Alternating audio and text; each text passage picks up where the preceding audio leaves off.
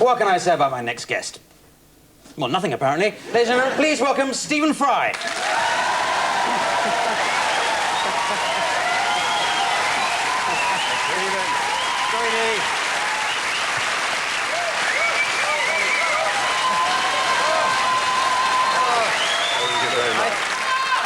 I thought they were all Jason Donovan fans, but they all swung in your favour. And you got, what's that, Dundee on your chest? Yes, this is to celebrate my new job. I was elected rector of Dundee University. Oh, you're rector? Or are you just pleased to see me?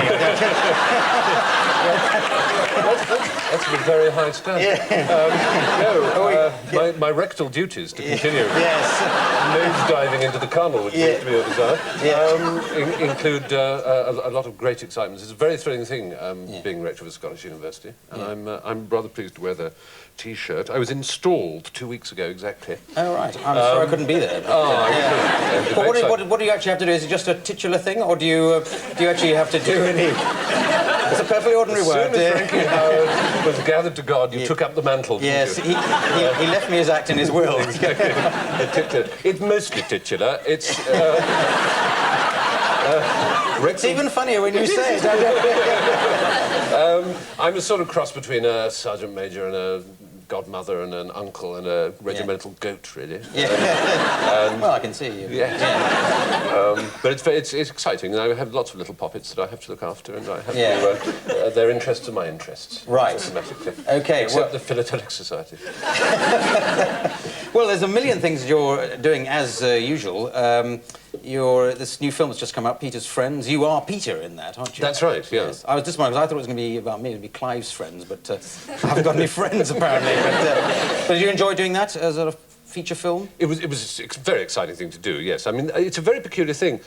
Films ought to be safer to do than television because if a film is not very good, no one goes to see it. So perhaps... occasionally 4,000 people have seen you in a real oven-ready Butterball Norfolk Trust turkey. Yes. Whereas if you do a television programme, which is absolutely disastrous... Yes. Yes, I know. I've seen your programmes. You are watched by...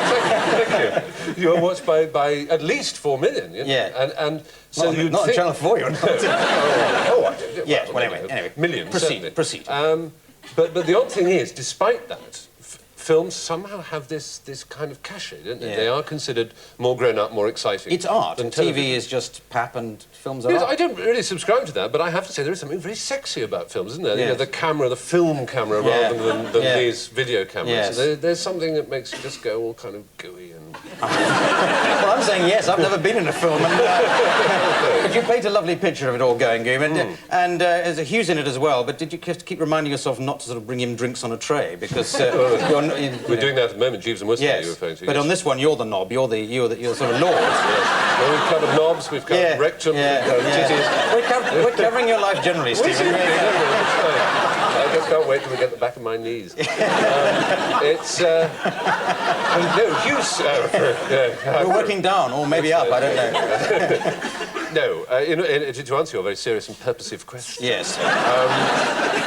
It wasn't difficult, because Hugh gives an astonishing performance, I think, in the film. Well, I agree with you. I thought he really... Without being rude to you or anybody else in the film, I thought him and Imelda were... Yeah, absolutely right. Though, of course, you were Hugh's brother's best man at his wedding, so there's a little element there of Clive's friends. Yeah, yes, absolutely. But no, he is wonderful. I would have said you were the best if you were. No, but you are good. You're good. And I know you don't like being accused of playing yourself, but it is a part almost written for you, isn't it? Because you're the clever Cambridge graduate tossing off good lines. Oh, shame. These are just... the bon mot, I mean. Absolutely, the bum mot. But it's... No, it's lovely. No, there is... People have said, yes, you are paying us. It's not really true. I mean, the character... is very close to me. I mean, it's an odd thing about films, because naturally with filming you take your own body along. Yes. So physically you are entirely yourself, give or take a bit of makeup in there. You're using your own body, your own voice, your own gestures, which you sort of... Otherwise it becomes a caricature where you try and put on other things. Yeah. And all the film actors I most admire tend to play themselves, like James Stewart and Cary Grant. So I'm not putting myself in their category, obviously, but... On the one hand, one's very flattered. On the one hand, one's very flattered when people say you're playing yourself. On the other hand, of course, there's a part of you that wants to believe that you're capable of making magical transformations in which you turn into some totally other character. But as you say, the route to superstardom in Hollywood certainly is not to, you know, put on voices and accents and change it. You just, Robert Redford is always Robert Redford. Yes, and even the truly great actors. I mean, Robert De Niro is always distinctively De Niro, whatever he's playing. Yeah. It's strange, isn't he? Yes. Yes. But have you? I know you've written a script. Am I allowed to write a script for Hollywood? Do you fancy going to Hollywood? Writing, acting, directing, even?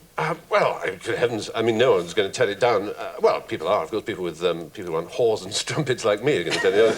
But do you like Los Angeles? Is that your? Some people hate it.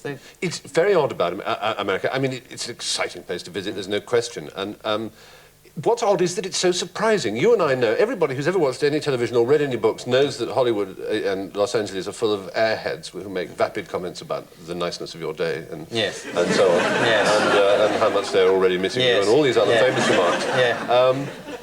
And so one shouldn't be surprised when you go there and they say them. But you actually are. You go there and they go, "Hi, my name's Donald, I'm your valet Parker, and it's nice to see you today." And you are genuinely think, what the hell is this man doing? It will be as if you came to London and everybody had a bowler hat and striped trousers and an umbrella and said, "I say, dash it." And it really is that extraordinary. Well, yes. They conform to time very beautifully. Well, let's not talk about it. It's going to embarrass you. Let's talk about, you've got a book out. It's called Paperweight, which is, it's not another novel following on The Liar. It's a collection of bits and bobs of writing, lots of bits and bobs of writing over the years. And there's a very helpful introduction that says it's ideal lavatory reading. So I had to read it very quickly this week, so I had to go and get myself a case of dysentery and, to get through it. But I've done the odd little bit of comedy writing, little sort of humorous bits in newspapers. I must say there's nothing I've ever written I'd ever want to see again, let alone the public. Did you sort of come to any of them thinking, "Oh dear, I wish I could leave that one out"? Or yeah, and I did actually leave a lot out. I mean, it's strange. I mean, I remember you wrote for the Sunday Correspondent, yes, didn't you? And I very well.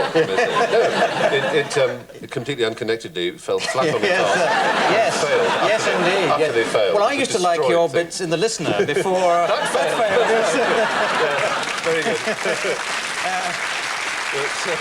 No, but you've written loads and loads more. I mean, you could get maybe a little thin volume out of my stuff, but yours, even if you've left some out, I've got it here somewhere, but I can wave it around. Yes, I don't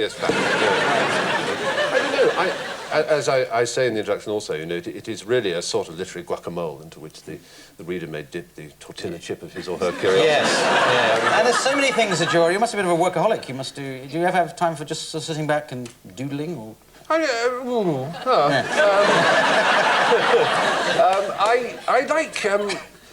occasionally like just to watch a lot of awful videos and am I in them at all? No. But you even like sport, which I love sport. I love sport. I've started quite like pop music recently. Well, not pop music. There's a group called My Bloody Valentine I've been listening to. Terribly good. Yes. And I rather like them, but I've never quite dared go out to these clubs, you see, because the last time I went to one, I got rather excited about a group called EMF. I thought were awfully good. Yeah. And they did a song called Unbelievable, you see, which I thought was very, very nice. Yeah. And I made a mistake of mentioning somewhere that I thought it was very nice, so I got sent tickets to go to their pop gig.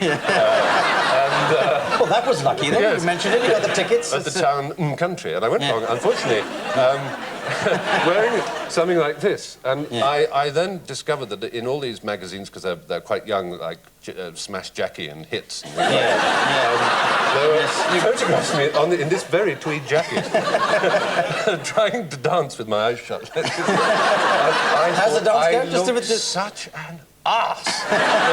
So embarrassing. So I have to... It's one of the problems of having a character that looks as if he stepped out of a 1930s novel, is that you can't get down and groove your funky bottom. Well, let's leave Stephen's funky bottom there. That's all we've got time for. Thank you very much, Stephen Fry.